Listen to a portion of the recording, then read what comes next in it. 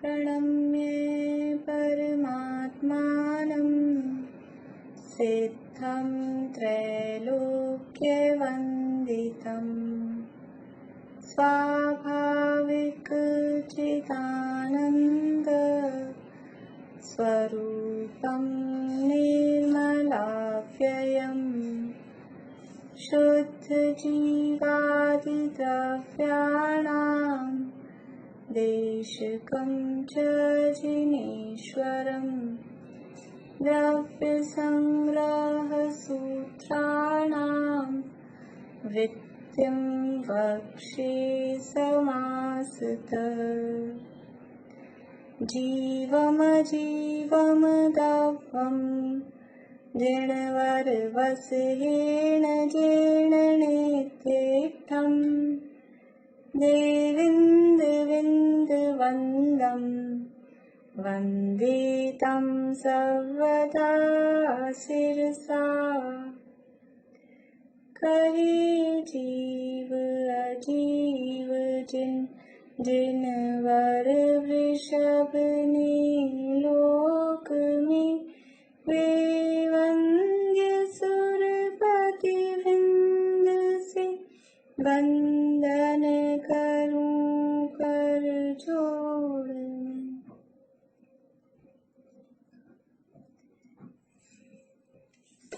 गाथाएं आज मैं पूछ लूं आप लोगों से हेडिंग से बताएंगे, मतलब नाम उसके।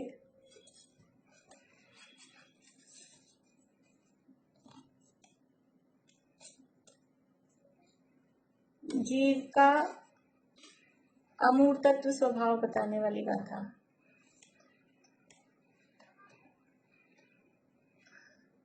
बोली रेखा भाभी। वर्णरस पंचगण अट्टरिक्षया जीवे रोचन्ति अमुक्ति ततो स्ववहारं पिबन्ति। बढ़िया। जीवो पद की व्याख्या बताने वाली गाथा। सुनीता आंटी। जीवो शब्द का अर्थ बताने वाली गाथा।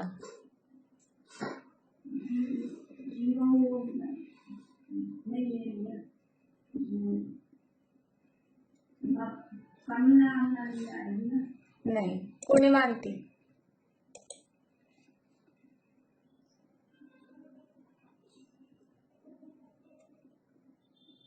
आवाज नहीं आ रही आपकी। नहीं, ये नहीं है, ये नहीं है। चमेली आंटी बोलिए।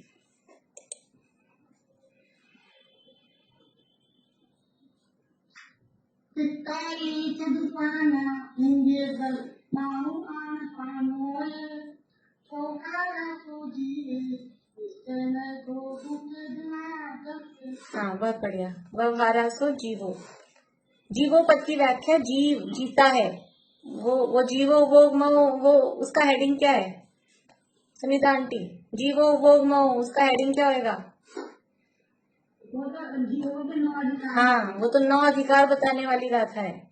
और जीवो पद की व्याख्या तिक्काले चतुर्बाणा। चलिए, जीव का अकर्तृत्व स्वभाव बताने वाली अकर्तृत्व नहीं, कर्तृत्व स्वभाव बताने वाली गाथा।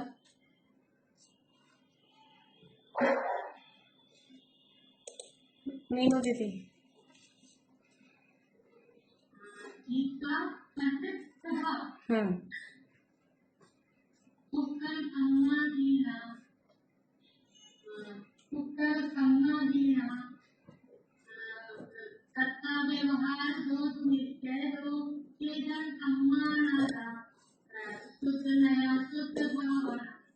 हाँ, पुद्गल कम्मादीनम कत्ता।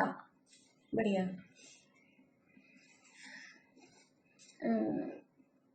जीव सिद्ध है, जीव का सिद्ध स्वभाव और ऊर्ध्वगमन स्वभाव बताने वाली गाथा। रजनी जी। कम्मा अर्थकुला किंचुला चारुदे दोषिता रोया घटिया नित्या उपकार वरेही संयुक्ता। बढ़िया।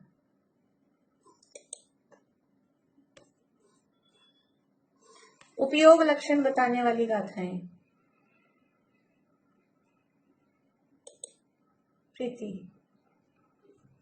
गो गोधुर्य ओदंसनानं च दंसनं चतुथा चक्षु चक्षु ओहि दंसन मद केवलम् नानम् अर्थवियप्पम् मधिसुधि ओहि अनान् मनपज्य केवलमपि चक्ख परोक्ष भेयश्च अर्थ चतुराणि दंसन्तामर्थं लक्षणं भणीय भवहारा शुद्धया शुद्धं गुणदंसनं। बढ़िया। जीव सदेह परिमाण है। रेखा जी बढ़ जाते हैं।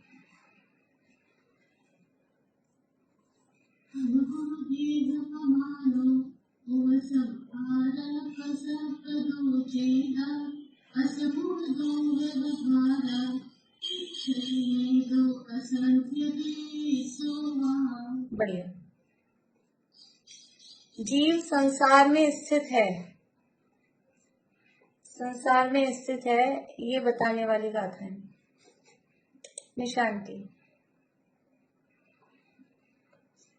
जगते वाहु वनस्पति विविध खावरे इंदि विगतिक चतुपंचक्खा तस्य जीवा होन्ति संखादि समनामनानीय पंचेति निम्मना परे सर्वे बादर सुभुमीन्दि सर्वे पच्चत्तरिदराये मक्कण गुणठाणीये चौदसी हवन्तिकः अशुद्धनया विन्नेया संसारी सब्बे शुद्धा शुद्धन।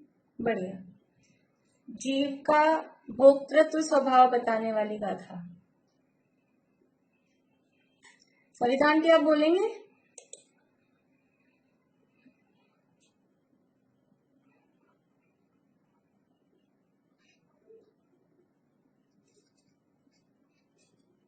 म्यूट हो गए, आप अनम्यूट करिए।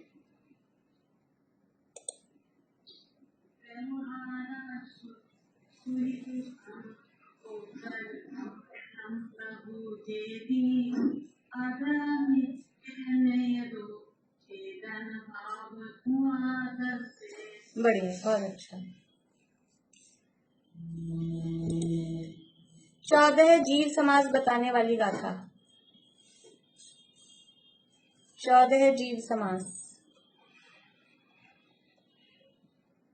भारती आंटी बोलेंगे अब आप?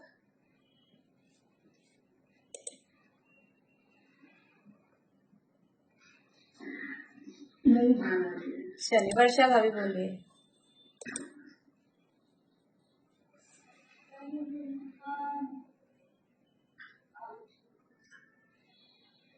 आवाज नहीं आ रही आपकी ढंग से अच्छे से। हाँ बोलिए। नहीं नहीं नहीं, पूर्णिमा आंटी बोलिए।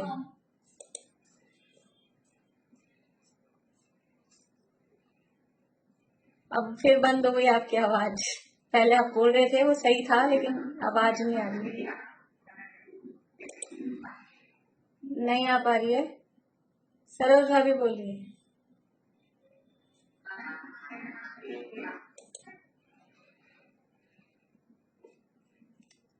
आप म्यूट ही हैं। भारती आंटी बोलिए। हाँ बढ़िया।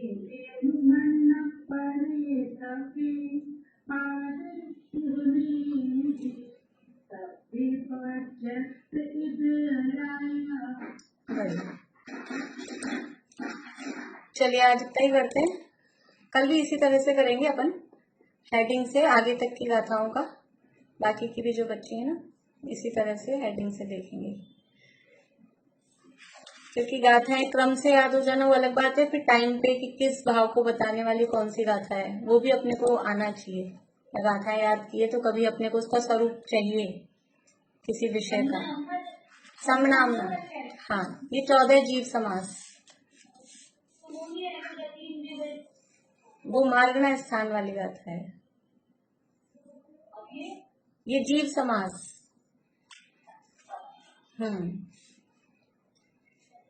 चलिए, अपनी चर्चा चल रही है 38वीं गाथा के संबंध में। 38वीं गाथा पेज नंबर 178 पे गाथा है। गाथा पढ़ेंगे, उसके बाद में फिर जो आगे अपना विषय चल रहा है। सुह सुह भाव जुत्ता पुण्यम पावम हवन्ति खलु जीवा सादम सुहाउनामम बोधम पुण्यम पराणि पावम च। शुभ और अशुभ परिणामों से युक्त जीव वास्तव में पुण्य और पाप रूप होते हैं। सातावेदनीय, शुभायु, शुभ नाम और उच्च गोत्र ये पुण्य प्रकृतियां हैं। इनके अलावा शेष सब पाप प्रकृतियां हैं। तो कौन सी पुण्य प्रकृतियां हैं, कौन सी पाप प्रकृतियां हैं, उन सब की चर्चा अपन ने कर ली थी। उसके बाद में जो विशिष्ट पुण्य प्रकृति है तीर्थंकर प्रकृति, उसके बंध के जो विशिष्ट कारण है 16 कारण भावनाएं, उनकी भी चर्चा अपन ने कल तक कर ली है। अब ये टीका का कोई 1-1.5 पेज बचा है, वो अपने को पढ़ना है। पेज नंबर है अब 180 नंबर पेज, बृहद द्रव्य संग्रह 38वीं गाथा की टीका में। यहाँ से पढ़ते हैं, ऊपर से 5वीं लाइन है। दर्शन विशुद्धि, विनय संपन्नता, शील और व्रतों में अतिचार रहित आचरण, निरंतर ज्ञानोपयोग, संवेग, शक्ति अनुसार त्याग, शक्ति अनुसार तप, साधु समाधि, वैयाव्रत करना, अरहंत भक्ति, आचार्य भक्ति, बहुश्रुत भक्ति, प्रवचन भक्ति, आवश्यकों में हानि न करना, मार्ग प्रभावना और प्रवचन वात्सल्य, ये तीर्थंकर प्रकृति के बंध के कारण हैं। ये 16 कारण भावनाएं कही जाती है। भावनाएं तो 16 है, कारण शब्द क्यों लगाया, क्योंकि तीर्थंकर प्रकृति का कारण है, इसलिए 16 कारण भावना ऐसा इनको कहा जाता है। अब ये 16 कारण भावनाओं में क्या चीज है मेन, 16 नाम बता दिए, असली क्या है इनमें, मुख्य बात क्या है वो बता रहे हैं आगे। इन उपरोक्त लक्षण युक्त 16 भावनाओं से उत्पन्न तीर्थंकर नाम कर्म विशिष्ट पुण्य है। तीर्थंकर नाम कर्म जो पुण्य है वो स्पेशल है, विशिष्ट है। पहली बात, ये प्रकृति सम्यक दृष्टियों को ही बनती है, सातावेदनीय है। क्या हुआ मीनू दीदी, आप म्यूट में ही बोल रहे हैं, अनम्यूट करिए। आवाज तो आ रही है ना सबको?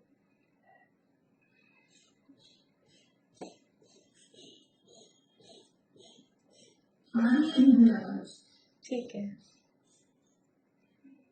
तो ये विशिष्ट पुण्य प्रकृति है। क्यों विशिष्ट है कि अन्य जो पुण्य है, देखिए पुण्य प्रकृतियों में नाम बताया, सातावेदनीय, शुभायु, उच्च गोत्र, ये अघातिया कर्मों में अपन ने देखे, और नाम कर्म में भी और जो भी पुण्य प्रकृतियां अपन ने सब देखी। तो सातावेदनीय क्या केवल सम्यक दृष्टियों को ही बनती है, मिथ्या दृष्टि को नहीं बन सकती? ऐसा नहीं है, मिथ्या दृष्टि को भी सातावेदनीय बनती है। उच्च गोत्र क्या सम्यक दृष्टि को ही बनता है, मिथ्या दृष्टि को नहीं बन सकता? कि बन सकता है मिथ्या दृष्टि को भी उच्च गोत्र। इसी तरह से शुभ आयु है, देव आयु, मनुष्य आयु, तिर्यंच आयु, क्या ये मिथ्या दृष्टि को नहीं बन सकती हैं? मिथ्या दृष्टि देवायु बांध सकता है कि नहीं बांध सकता है? बांध सकता है, मिथ्या दृष्टि भी देवायु बांध सकता है। तो अन्य पुण्य प्रकृतियां मिथ्या दृष्टि को बन सकती हैं, उसमें कोई विशेषता नहीं है। इसके अलावा नाम कर्म में भी जो और पुण्य प्रकृतियां हैं, वज्रशब नाराज सहनन है, या समचतुर संस्थान है, या और जितनी भी पुण्य प्रकृतियां अपन ने देखी, सुभग है, शुभ है, सुस्वर है, ऐसे पुण्य प्रकृतियां, मिथ्या दृष्टि सारी वो पुण्य प्रकृतियों को बांध सकते हैं। केवल 3 प्रकृतियां ऐसी हैं जो सम्यक दृष्टि को ही बंधती हैं, मिथ्या दृष्टि को नहीं बन सकती। एक है तीर्थंकर प्रकृति और आहारक शरीर, आहारक अंगोपांग। तो आहारक द्विक, ये 2 ये हुई, आहारक शरीर और आहारक अंगोपांग 2 ये, और तीर्थंकर प्रकृति, ये 3 प्रकृतियां सम्यक दृष्टियों को ही बंधती हैं। उसमें से भी जो आहारक वाली दो हैं, आहारक शरीर और आहारक अंगोपांग, ये दोनों तो सात्विक गुण स्थान में बनती हैं, नीचे वालों को नहीं बन सकती हैं। और वो मुनिराजों को ही बनती हैं, विशेष स्पेशल रूप से बनती हैं, तो उनको तो अभी अलग छोड़ा। और उसमें कुछ वो आहारक शरीर बनता है, पुतला निकलता है, तो वो उसका उदय आए तो हो, नहीं तो बंधी भी है, बंधी भी रहे, कोई जरूरी नहीं है उसका उदय आए, बिना उदय आए वो हो जाए काम, ऐसा मतलब उसका यूज लें वो जरूरी नहीं है, इसलिए उसको यहाँ नहीं लिया। लेकिन तीर्थंकर प्रकृति कैसी है? तीर्थंकर प्रकृति ऐसी है कि चौथे, कहाँ अपन ने शुरू में बात की थी, कहाँ से कहाँ तक, कहाँ बनना प्रारंभ होती है? तीर्थंकर प्रकृति का बंध का प्रारंभ कहाँ होता है? बोलिए सुधा जी।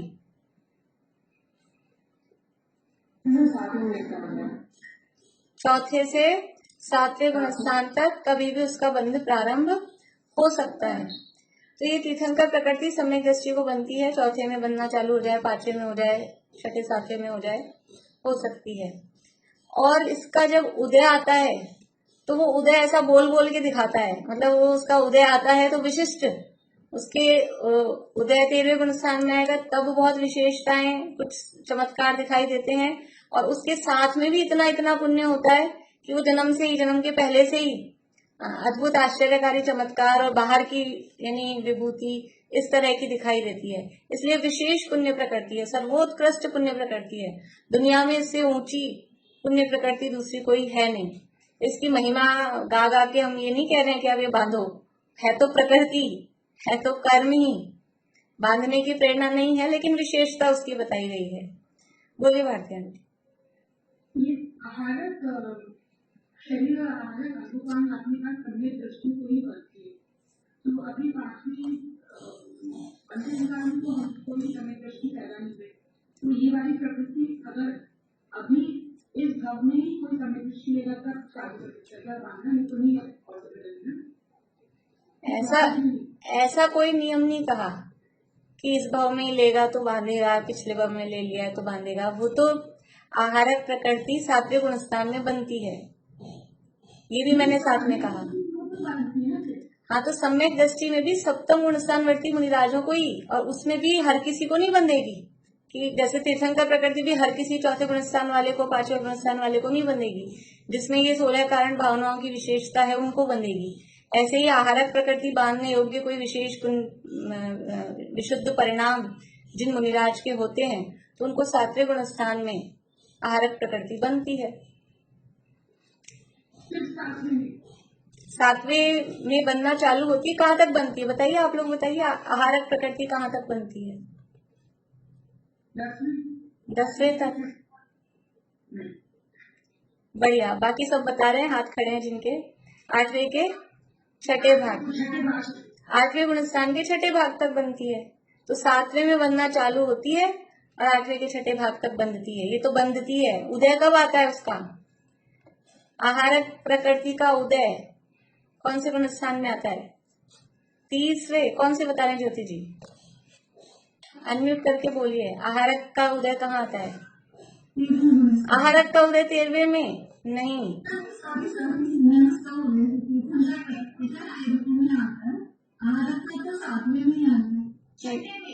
हाँ, छठे गुणस्थान में।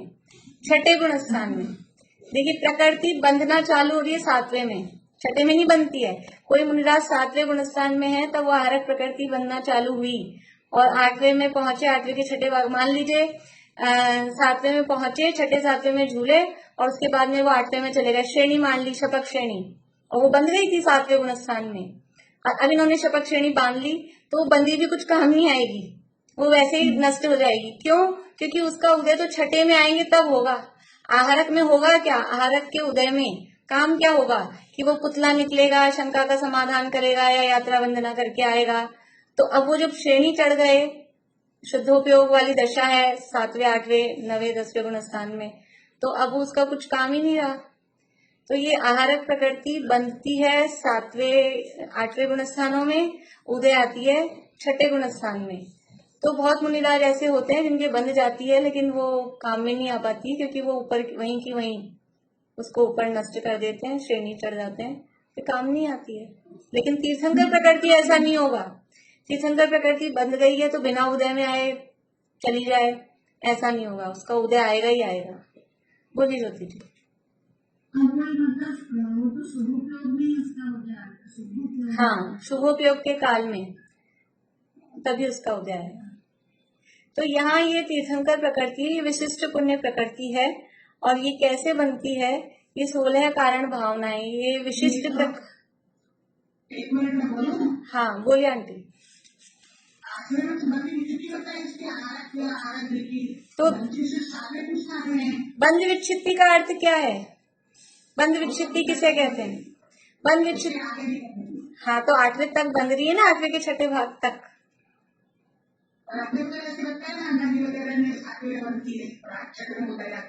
नहीं, अन्ना जी ने जो बताया, तो अन्ना जी ने ये बताया ना, 7वें में बनना चालू होती है, वही बताया। अब 7वें में बनना चालू होती है, इस अपेक्षा से वो कहा वही 7वें में बनती है, 6ठे में उदय में आ रही है। हाँ, तो 7वें में भी बंध रही है ना, 7वें में बंध रही है, लेकिन कब तक बंधेगी? अगर कोई जीव, अगर कोई मुनिराज ऐसे हैं कि 7वें में उनको बंधी, उसके बाद में वो 6ठे में आए, और 6ठे 7वें में ही हो रहे हैं, ऊपर 8वें में नहीं पहुंचे हैं, और वो 6ठे में आए, फिर उनको विकल्प आ गया तीर्थ वंदना का, शंका के समाधान का, और वो आहारक पुतला निकल गया, तो उनके उदय में आ जाएगी 6ठे गुणस्थान में। तो बंधती है 7वें में या 8वें में? 7वें से लेकर 8वें में, तो वहां केवल 6ठा 7वां दिखाना है, इसलिए 7वें में ऐसा जनरल कहने में आया, लेकिन 7वें में भी बंध रही है, 8वें में भी बंध रही है, दोनों में बंध रही है, 8वें के 6ठे भाग तक बंध रही है। ठीक है, तो ये विशिष्ट पुण्य प्रकृति, तीर्थंकर प्रकृति, 16 कारण भावनाओं के माध्यम से बनती है। तब ये 16 भावनाओं में मुख्य क्या है? 16 बता दिए, उसमें असली क्या चीज है? ये विशिष्ट प्रकार के विशुद्ध परिणाम है, 16 कारण के जो परिणाम है। तो उसमें 2 तरह से बता रहे हैं, एक तो आगम के अनुसार, एक अध्यात्म के अनुसार। इनमें असली बात क्या है देखिए।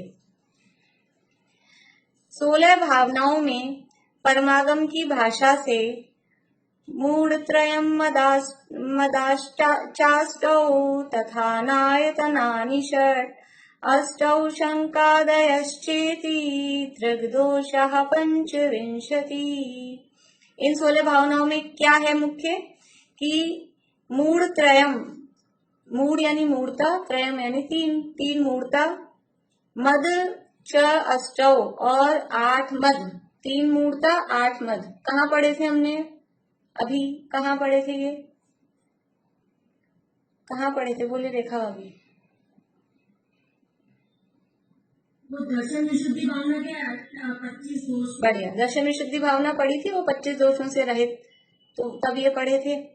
3 मूढ़ता 8 मद तथा यानी और अनायतनानि षट्, षट यानी 6 अनायतन, 6 अनायतन। अष्टौ शंकादयश्चेति, अष्टौ यानी 8, शंका आदि जो दृग दोषा, सम्यक दर्शन के दोष हैं। 25, ये 25 दोष हो गए। 3 मूढ़ता 8 मद 6 अनायतन और शंका आदि 8 दोष, ये सब मिलाकर ये 25 दोष सम्यक दर्शन के हैं। इस श्लोक में कथित 25 मल रहित सम्यक तो भावना और अध्यात्म भाषा से निज शुद्धात्मा उपादेय है, ऐसी रुचि रूप सम्यक की भावना ही मुख्य है, ऐसा जानना चाहिए। ऐसा जानना यानी क्या कह रहे हैं इसमें कि इन 16 कारण भावना में क्या मुख्य है? 16 कारण भावना में आपने 16 बता दी, मुख्य क्या है? तो 2 तरह से मुख्यता बता रहे हैं, एक आगम की भाषा, एक अध्यात्म की भाषा।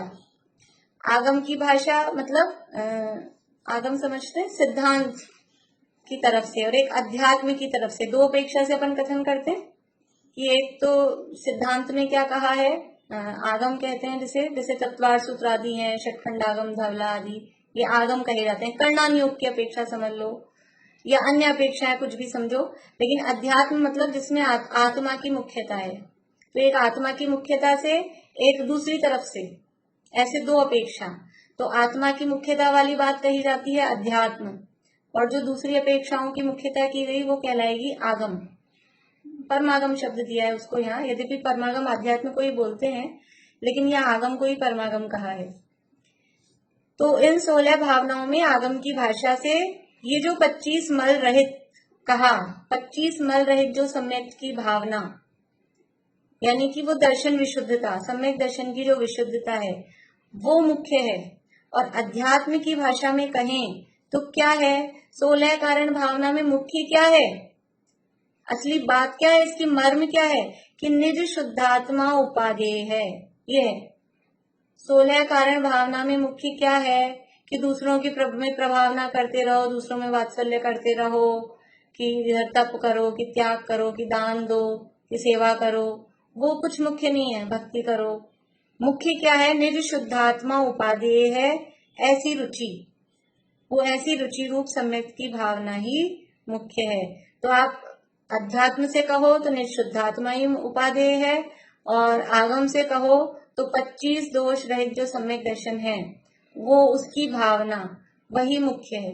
इन 16 कारण भावनाओं में निर्दोष सम्यक दर्शन, और निर्दोष सम्यक दर्शन को ही अध्यात्म के शब्दों में कहते हैं, तो अपना निज शुद्धात्मा ही उपादेय है, वही ग्रहण करने योग्य है, वही मुख्य है, वो वहां यहाँ कहा गया है। फिर से पढ़ती हूँ। इस श्लोक में कथित 25 मल रहित सम्यक भावना और अध्यात्म भाषा से निज शुद्धात्मा उपादेय है ऐसी रुचि रूप सम्यक की भावना ही मुख्य है, ऐसा जानना चाहिए। मतलब इन 16 कारण भावनाओं में सम्यक दर्शन की भावना ही वास्तव में मुख्य है।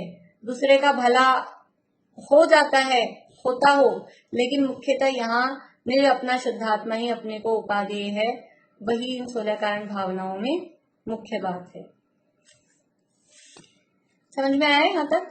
ये तो अपना 16 कारण का जो था वो सब कंक्लूजन हुआ, समझ लीजिए। अब आगे शिष्य फिर शंका कर रहा है 180 पेज पे लास्ट लाइन।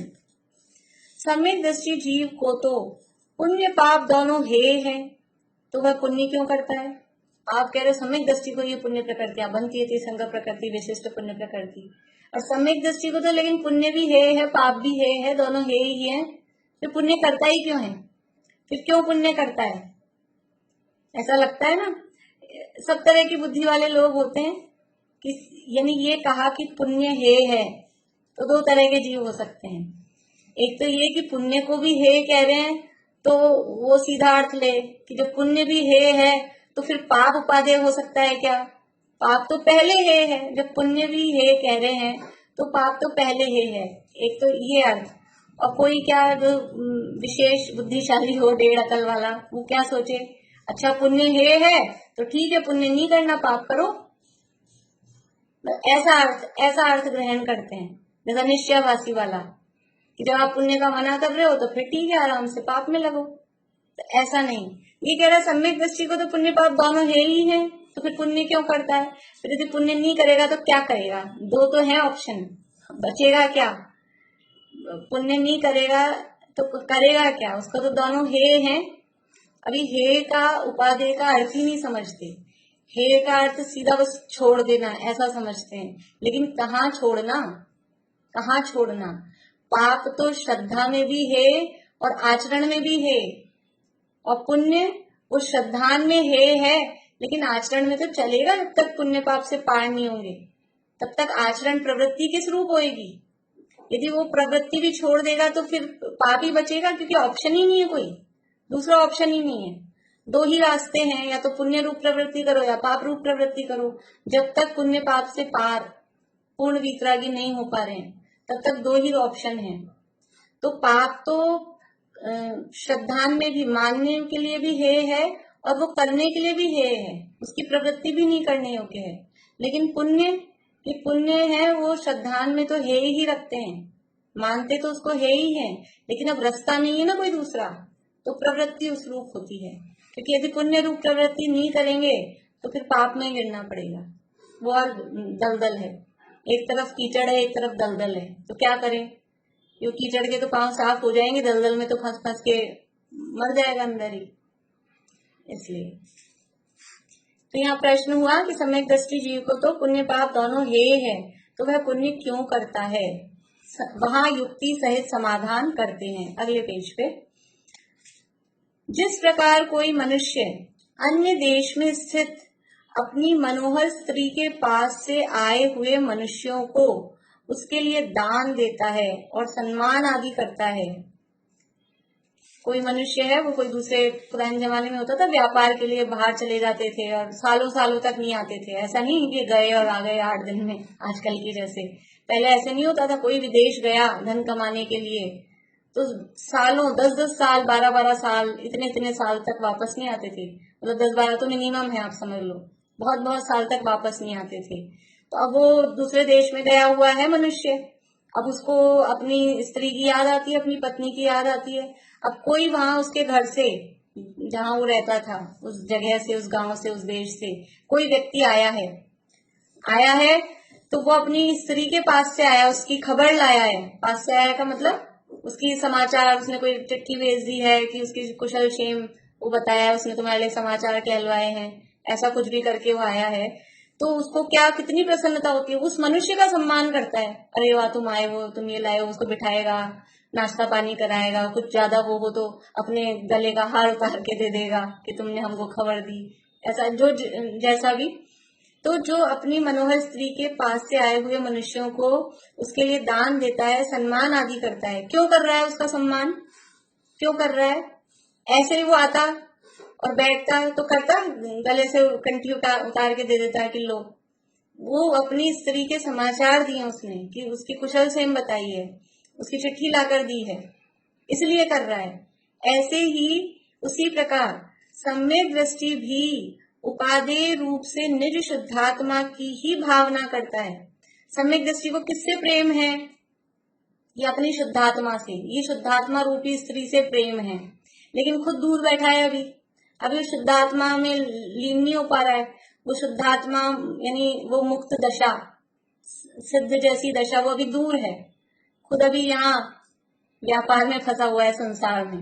शुभ अशुभ, शुभाशुभ भावों से मेरा व्यापार चला करता, ये संसार में व्यापार कर रहा है यहाँ पर। और वो स्त्री, मुक्ति रूपी स्त्री, वो अभी दूर है। तो कोई उस मुक्ति रूपी स्त्री की, जो उसकी शुद्धात्मा है, उसकी खबर देता है कोई। कौन देता है वो खबर? उसी प्रकार सम्यक दृष्टि भी उपादेय रूप से निशुद्धात्मा की ही भावना करता है। और जब चारित्र मोह के उदय से उसमें यानी शुद्धात्मा की भावना करने में असमर्थ होता है, तब निर्दोष परमात्म स्वरूप अरहंत और सिद्धों की तथा उनके आराधक आचार्य, उपाध्याय और साधुओं की परमात्म पद की प्राप्ति के लिए और विषय कषायों से बचने के लिए दान पूजा आदि से अथवा गुणों की स्तुति से परम भक्ति करता है। उसको अपनी स्त्री से प्रेम है, स्त्री की याद आ रही है, मुक्ति स्त्री से प्रेम है सम्यक दृष्टि को, मुक्ति रमणी है, तो वो मुक्ति रमणी से अभी दूर है। तो जो उस मुक्ति की, निज शुद्धात्मा की, उस मुक्ति को प्राप्त करने की जो विधि बताते हैं, या फिर उस शुद्धात्मा को छूकर, उसको मिलकर जो आए हैं, अपनी स्त्री से जो मिलके आए हैं, जैसे कि समझ लीजिए सीता वहां थी अशोक वाटिका में रावण के यहाँ, तो हनुमान सीता से मिलकर आए, तो सीता के कुशल क्षेम के समाचार हनुमान ने राम को दिए वापस आकर। तो राम ने क्या, हनुमान, हाँ ठीक है तुमने सुना दिया, अच्छी बात है, बस ऐसा ही किया होगा कि हनुमान का आदर सत्कार, कुछ पुरस्कार उपहार दिए होंगे कि नहीं दिए होंगे। तो ऐसे ही जो हम, जैसे शुद्धात्मा मैं हूँ, वैसे जो अपनी शुद्धात्मा से, उस शुद्ध स्वरूप से जो मिलकर आए हैं, कौन मिलकर आए हैं कि एक समझ लीजिए केवली भगवान या वितरागी मुनिराज या उनकी वाणी देवशास गुरु, तो वो शुद्धात्मा से मिलके आए हैं। और उस शुद्धात्मा का, हमें अपनी शुद्धात्मा का, खुद की शुद्धात्मा का नहीं, हमें अपनी शुद्धात्मा का स्वरूप बता रहे हैं, उसका हाल बताते हैं कि क्या हाल कर रखा है, वास्तव में स्वरूप कैसा है और कर क्या रखा है। मग्गण गुंठाने ही है 14 अवंती तह शुद्ध नया अविण्या संसारी सव्य शुद्धाऊ शुद्ध नया, कि सब जीव शुद्ध नय से शुद्ध है, ये तो वास्तविक स्वरूप है। लेकिन हाल क्या कर रखा है कि मग्गण गुंठानी, मागण्य स्थानों में पढ़ा है, गुण स्थानों में पढ़ा है। तो ऐसा अपनी शुद्धात्मा का स्वरूप जो बताते हैं, ऐसे सच्चे देवशास गुरु के प्रति भक्ति का भाव आएगा कि नहीं आएगा? हमें शुद्धात्मा से प्रेम है, तो शुद्धात्मा से प्रेम है तो शुद्धात्मा का स्वरूप बताने वालों से प्रेम होगा कि नहीं होगा? जिसको जिससे प्रेम होता है, एक इंग्लिश में कोई कहावत चलती है, पता नहीं मुझे इंग्लिश में वो कैसे चलती है, लेकिन उसका भाव यह है कि यदि तुम मुझसे प्रेम करते हो तो तुम्हें मेरे कुत्ते से भी प्रेम होगा। ऐसी उधर चलती है फॉरेन में इस तरह की, वो कुत्ता बिल्लियां पालते हैं वहां पे, तो तुम मुझको प्रेम करते हो तो मेरे कुत्ते से भी प्रेम करो। तो वो तो वहां तो उसमें है, लेकिन यहाँ यदि अपने को शुद्धात्मा से प्रेम है तो शुद्धात्मा का स्वरूप बताने वालों से प्रेम होगा क्यों नहीं होगा? अवश्य होगा। इसलिए उसको ये शुभ भाव आते हैं। प्रश्न क्या था कि वो पुण्य क्यों करता है? यदि वो पुण्य भाव दोनों ही हैं तो पुण्य क्यों करता है? पुण्य करता है मतलब शुभ भाव क्यों करता है? शुभ भाव से पुण्य होता है, तो पुण्य क्यों करता है, शुभ भाव क्यों करता है? तो वो क्योंकि उसको शुद्ध करना है, शुद्ध में ही पहुंचना है। लेकिन वो शुद्ध में जब तक नहीं पहुंच रहा तो वो शुद्ध को जो प्राप्त करके आए हैं उस शुद्ध तक पहुंचने का जो रास्ता बताते हैं, ऐसे देवशास गुरु के प्रति आदर सम्मान का भाव, उनकी पूजा भक्ति विनय का भाव होता ही होता है। देखिए फिर से पढ़ते हैं, बीच में कुछ और बातें हैं बीच में। उसी प्रकार सम्यक दृष्टि भी उपादेय रूप से निर्शुद्धात्मा की ही भावना करता है, और जब चारित्र मोह के उदय से उसमें शुद्धात्मा की भावना करने में असमर्थ होता है। क्यों? आपको जब अपनी शुद्धात्मा से प्रेम है तो रहो, शुद्धात्मा के पास ही रहो। जब आपको अपनी स्त्री से प्रेम है तो वो इतने हजारों किलोमीटर दूर क्यों बैठे हो? आप जाके अपने घर में अपनी पत्नी के पास रहो। लेकिन अभी यहाँ दिया चारित्र मोह के उदय से, यानी कि उसको अभी कमाने का राग है, अभी मुझे व्यापार करना है, धन कमाना है, इसके चक्कर में वहां रह के धन नहीं कमा सकते हैं अपने देश में, इसलिए दूर रह रहा है। तो यहाँ अभी थोड़ा चारित्र मोह का उदय आ रहा है। अप्रत्याख्यानावरण, प्रत्याख्यानावरण, संजुलन, जितनी कषाय चौकड़ी बची है उतना वो कषाय का उदय आ रहा है। उस कषाय के उदय के कारण वो पूर्ण रूप से अपनी शुद्धात्मा में लीन नहीं हो सकता है, हर समय अपनी पत्नी के पास नहीं रह सकता है, क्योंकि व्यापार धंधा भी करना है, ये मुश्किल है। तो चारित्र मोह के उदय से उसमें असमर्थ होता है। किसमें असमर्थ हो रहा है? कि अपनी आत्मा में ही लीन हो जाए परमानेंट, उसमें असमर्थ होता है। तब निर्दोष परमात्म स्वरूप अरहंत और सिद्धों की तथा उनके आराधक आचार्य उपाध्याय और साधुओं की, पंचपरमेश्वरी आ गए। निर्दोष परमात्म स्वरूप अरहंत और सिद्ध। अरहंत और सिद्ध भगवान कैसे हैं? निर्दोष हैं। निर्दोष मतलब समस्त प्रकार के दोषों से रहित हैं। दोष क्या है? कौन से हैं दोष? दोष कौन से होते हैं? बोलिए ज्योति जी।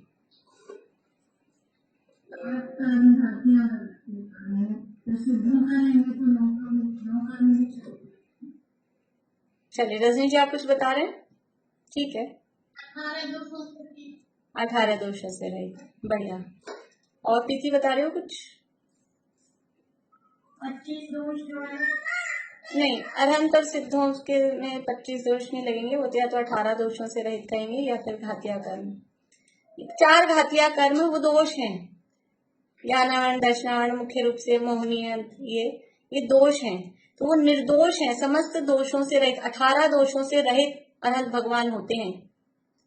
क्षुधा, तृषा, जन्म, जरा, मरण, रोग, मद, कर्म, ये पसीना आना, निद्रा होना, शोक, ये 18 दोष होते हैं।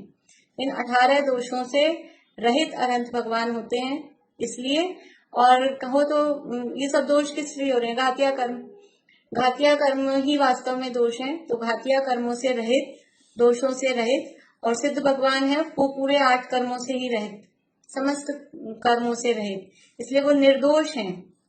तो ऐसे निर्दोष परमात्म स्वरूप अरहंत और सिद्धों की, तो जब वो आप शुद्धात्मा में नहीं रह पा रहा है तो ऐसे अरहंत और सिद्धों की तथा उनके आराधक, वही जो शुद्धात्मा के अथवा अरहंत और सिद्धों के आराधक कौन है? आचार्य, उपाध्याय और साधु। आचार्य, उपाध्याय और साधु क्या करते हैं?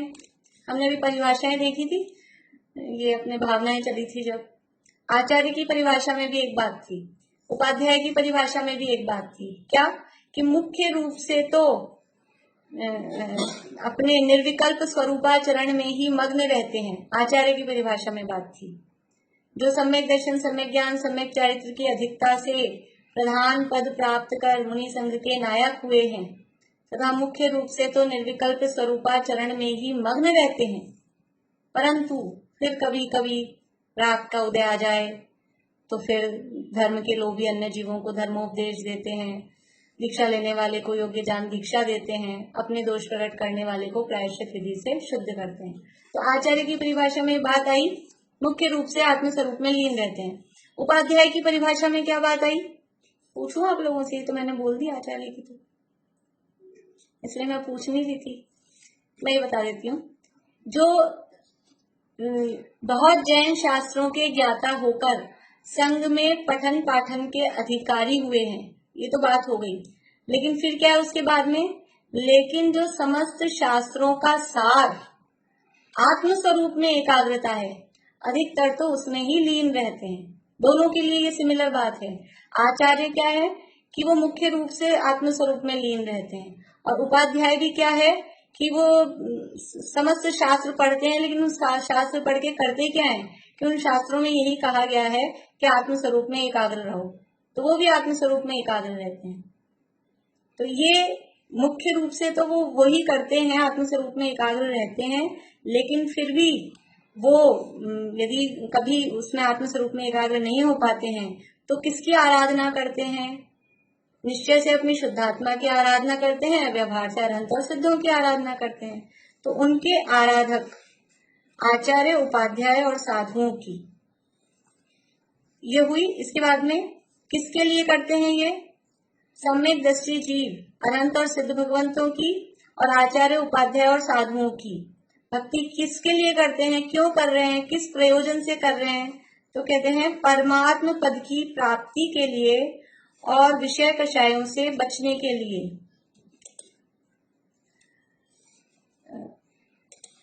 परमात्म पद की प्राप्ति के लिए, ये बहुत से लोग कुछ नए मुझे दिखते हैं। आप लोग एक बार हैंड रेज कर दिया करिए। यदि आप लोगों के पास बुक नहीं है तो फिर मैं पीडीएफ शेयर कर दूंगी। मुझे जितने लोग यहाँ दिखते हैं वो तो सब पुराने ही दिखते हैं चेहरे, तो इसलिए मैं शेयर नहीं करती हूँ। अगर किसी को बुक देखने की इच्छा हो, वीडियो बंद करके भी बैठते हो, तो फिर मैं शेयर कर दूंगी। अभी तो टाइम हो गया, कल से कर दूंगी, आप लोग बता देना। देखिए, तो निर्दोष परमात्म स्वरूप अरहंत और सिद्धों की तथा उनके आराधक आचार्य, उपाध्याय और साधुओं की परमात्म पद की प्राप्ति के लिए और विषय कषायों से बचने के लिए। क्यों करते हैं उनकी पूजा भक्ति? दो कारण, परमात्म पद की प्राप्ति और विषय कषायों से बचना। हमें वो पद प्राप्त करना है जो पद उन्होंने प्राप्त किया है। तो जो जैसे जिस बच्चे को क्रिकेट में ऊंचा बनना है तो वो किसकी फोटो लगाता है अपने घर में? कि जो क्रिकेट का बनना है उसको, और फोटो लगाए फुटबॉल वाले की। ऐसा नहीं होता। फुटबॉल प्लेयर की फोटो वो उसका आदर्श नहीं है, उसको क्रिकेट का बनना है तो सचिन तेंदुलकर की लगाएगा, और भी जो भी हो उनकी लगाएगा। तो वो हमको भी परमात्मा बनना है, परमात्म पद की प्राप्ति के लिए। तो जो परमात्मा बन गए हैं उनकी पूजा भक्ति आराधना करेंगे, क्योंकि वो वैसा बन गए हैं तो उनको वो मिल गया। देखो, कोई किसी ने IAS RAS कुछ बड़े ऐसे एग्जाम क्लियर कर लिए हो कंपटीशन के, तो क्या होता है कि जो बनना चाहता है, जो दे रहा है, वो एग्जाम दे रहा है, वो उसके पास जाता है, उससे पूछता है आपने कैसे पढ़ाई की, कैसे क्या तैयारी की, कैसे की, आप क्लियर हो गए, पहली बार में क्लियर हो गए तो आपने क्या मेहनत की। किसी भी तरह के इस तरह के एग्जाम हो, CA के हो, IAS के हो, RAS, जो भी कुछ भी हो, कंपटीशन एग्जाम्स हो, तो वो उनके पास जाता है, उनके पूछता है, उनसे पूजा भक्ति का मतलब ऐसा ही कोई पूजा करना नहीं है। उनके पास जाके प्रेम से मिलना जुलना, बैठना, उनका विनय से उनके पास बोलना, ये भी पूजा भक्ति ही है उसी तरह से। तो वो क्योंकि वो बनना चाहता है, तो हम परमात्मा बनने चाहते हैं, तो जो परमात्मा बन गए उनकी विनय करते हैं, उनकी पूजा भक्ति स्तुति करते हैं, एक बात। और दूसरी बात, विषय कषायों से बचने के लिए यदि हम उनकी पूजा भक्ति आराधना नहीं करेंगे तो क्या होगा? अभी आपको बताया था दो ही रास्ते हैं। वीतरागता प्रकट हो नहीं रही है, शुद्ध में जाया नहीं जा रहा है, तो दो मार्ग हैं, या तो अशुभ का या शुभ का। तो यदि हम शुभ में नहीं लगेंगे तो फिर क्या होगा? ऑटोमेटिकली अशुभ में ही जाएंगे। यदि शुभ नहीं कर रहे होंगे तो अब निश्चित रूप से अशुभ में ही जाएंगे, तो फिर विषय कषायों में लग जाएंगे। इसलिए विषय कषायों से बचने के लिए, क्योंकि उपयोग हर समय आत्मा में लीन होता नहीं है, रहता नहीं है, तो हमको उनके जैसा बनना भी है। वो हमारे आदर्श हैं, अशरीरी सिद्ध भगवान, आदर्श तुम ही मेरे, तो वो आदर्श भी हैं। और हमारा उपयोग विषय कषायों से बच जाए, उसके लिए इन दो प्रयोजनों के लिए क्या करता है? दान पूजा आदि से अथवा गुणों की स्तुति से परम भक्ति करता है। दान देता है, पूजा करता है, या गुणों की स्तुति करता है, इस तरह से उनकी भक्ति करता है। कौन करता है? सम्यक दृष्टि। प्रश्न क्या था कि सम्यक दृष्टि शुभ भाव क्यों करता है, पुण्य क्यों करता है? कि करता है, मजबूरी है उसकी, नहीं करे तो क्या करे, करता है। और अकेला मजबूरी नहीं है, वो भक्ति भी आती है अंदर से, क्योंकि उतना उसको अभी राग है। उदाहरण दिया है कितना बढ़िया, कि जैसा वो स्त्री को, पुरुष को अपनी स्त्री से प्रेम है, तो जो उसकी खबर बताता है, उसके पास से आता है, उसकी वो आव भगत करता ही करता है, उससे प्यार से बोलता ही है कि अच्छा आप वहां जाके आए हो, अच्छा। भले ही ऐसा नहीं दिखाए तो भी अंदर से वो रहती है कि अच्छा ये वहां से आए हैं, कुछ कहेंगे, कुछ खबर देंगे। डायरेक्टली पूछने में हिचकिचाहट होती हो तो भी वो उसके आसपास रहता है कि कुछ ना कुछ हमको खबर मिल जाए उसकी, ऐसा। तो इस सम्यक दृष्टि को अपनी आत्मा से प्रेम है, तो जो आत्मा का स्वरूप बताते हैं, आत्मा के निकट जाके आए हैं, वहां तक पहुंचने का मार्ग बताते हैं, उनकी पूजा भक्ति आराधना का भाव आता ही है। क्यों आता है?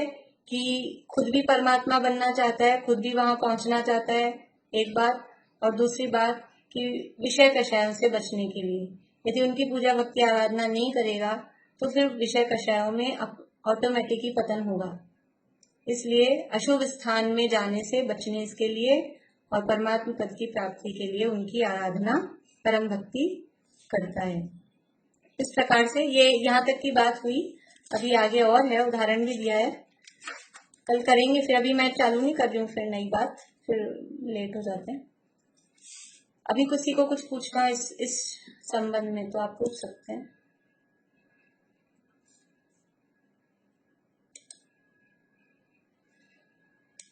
बोलिए विनीता जी। मैडम, इस पुस्तक का नाम क्या है? मुझे नहीं पता। आपकी पुस्तक क्या है? ये वृहद द्रव्य संग्रह।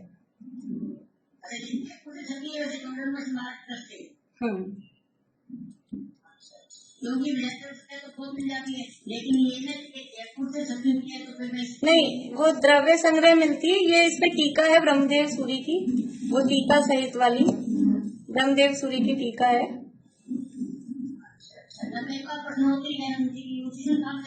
प्रश्नोत्तरी से नहीं पढ़ रहे, मूल टीका पढ़ रहे हैं। मूल जो उनकी टीका है ना ब्रह्मदेव सूरी की, ये टीका ही चल रही है, मूल वही पढ़ रहे हैं। आपको वहां मिल जाए तो देख लीजिए, नहीं तो आप मुझे एड्रेस भेज दीजिएगा तो भिजवा देंगे आपको।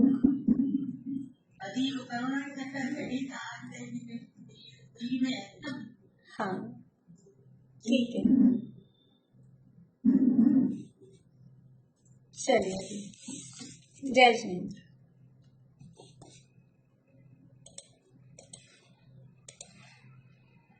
Recording stopped.